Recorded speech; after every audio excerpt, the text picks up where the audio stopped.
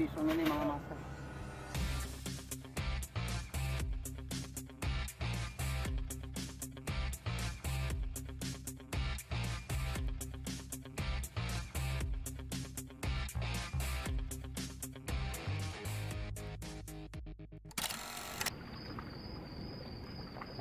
Mukhang wala dito mga master.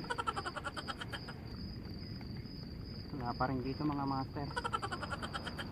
Wala pa rin mga master. Wala talaga mga master kahit saan eh.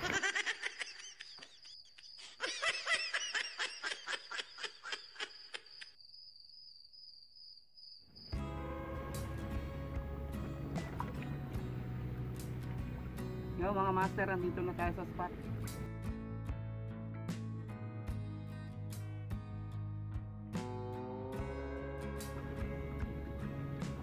Try natin sa kabilang side.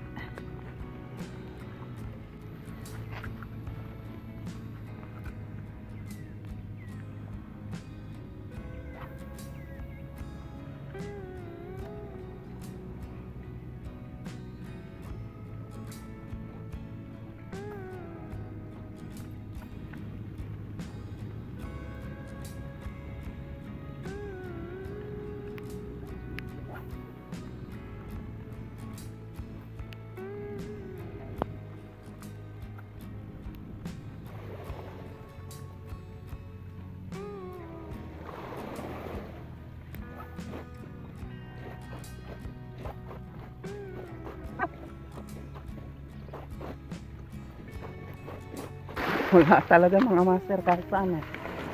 Siguro mamayang hapon pa sila kakagat. Hindi isang oras na tayo rito, wala pang huli. Pero lipat-lipat lang, baka makachempo tayo ng spot na may kakagat. Punta tayo sa banda dyan.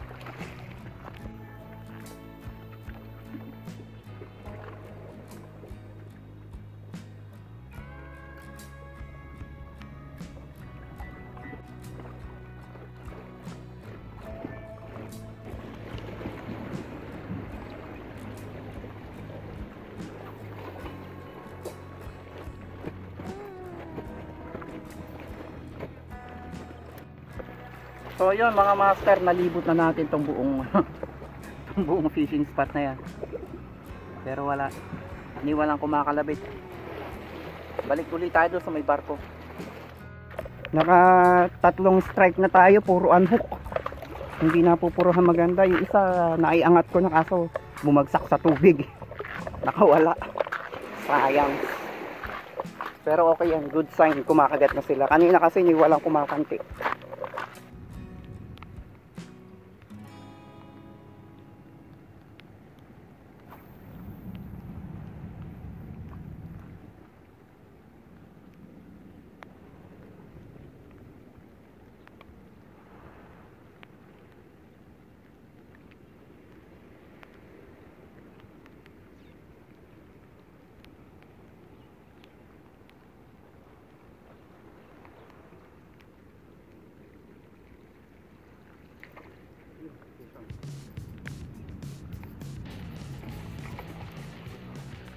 Yun.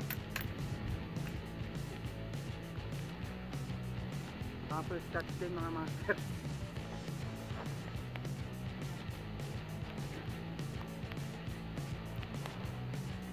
Yun.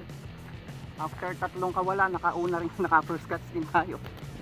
Pang-apat na strike na land. Thank you. So yun mga master, kailangan na natin mag-pack up at paghapon maganda dyan yung oras ng ano, yung feeding time nila. Eh ngayon katanghalian kasi. Yan, naka-apat na strike naman tayo pero iisa ang landed. Ito, nag-iisang huli natin. Goods na rin kaysa zero. Babawi tayo next time.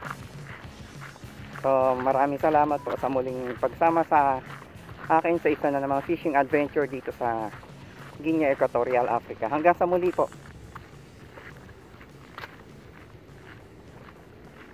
Yan, nandito na ibang tropa natin. Baka andun sa kabilang side.